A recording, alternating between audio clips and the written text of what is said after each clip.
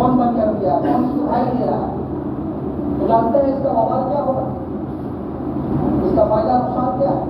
حضور کی حدیث پاک کا مفہوم بتا رہا ہوں۔ اللہ کے رسول صلی اللہ تعالی علیہ وآلہ وسلم نے ارشاد فرمایا کہ کوئی آدمی قرضہ لے، اب دینے کی استطاعت رکھتا ہو پھر بھی نہ دے، اب ٹائم گزر گیا، جو ٹائم پیریڈ اس کو بتا دیں اتنی دنوں کے بعد ہم جو ہے آپ کو دیں گے، اب نہیں دے رہا ہے، اس کا فائدہ اور نقصان کیا ہے؟ حضور نے ارشاد فرمایا صلی اللہ علیہ وسلم کہ جو آدمی قرضہ دیا اور وہ جو تاخیر کر رہا ہے، نہیں دے رہا ہے، تو نہیں دینے کی وجہ سے اس شخص کو قرضہ دینے والے کو ہر دن اتنے مال، جتنا مال اس نے قرضہ لیا ہے اتنا مال اللہ کے راہ میں خیرات کرنے کا ثواب ملتا ہے۔ مثال کے طور پر ہے نا، حضور نے ارشاد فرمایا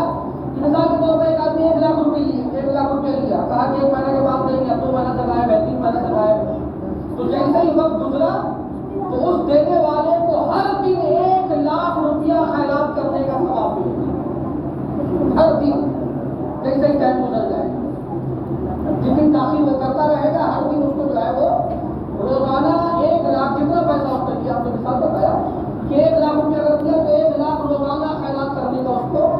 ثواب ملتا ہے۔ یہ اس شخص کا فائدہ ہے جو دیا، اور جو لے کر کے بیٹھا ہوا ہے ہڑپ کر کے،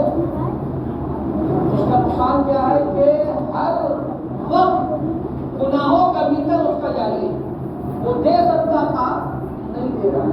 نہیں دے پا رہا تھا، تو ایسے ہی کوئی ایسا معاملہ اس کے ساتھ پیش آ گیا، اس کو بولے، اس سے مہلت لے کہ بھائی 2-4 دن اور مہلت بڑھا دیجیے، پر جو نہیں دے پا رہے ہیں، تو اتنا جمع کیا ہے 2-4 دن اور تاریخ بڑھا دیجیے، ہم اگلے مہینہ آپ کو دے دیں گے، 16 تاریخ کو تھوڑی مہلت اس سے لے لیں۔ اگر مہلت لے لیتا ہے تو گناہ نہیں ہوگا، اب مہلت اگر نہیں لیا، لے کر کے بیٹھ گیا، فون بھی آف کر دیا، سوئچ آف ہے، اب گھوم رہا ساری دنیا، اب تو قرضہ نہیں دے رہا، تو ہر لمحہ ہر سیکنڈ اس کے گناہوں کا نکل جائے، وہ نہیں چاہتے گناہ کرنا۔ تو بتانا یہ ہے کہ والدین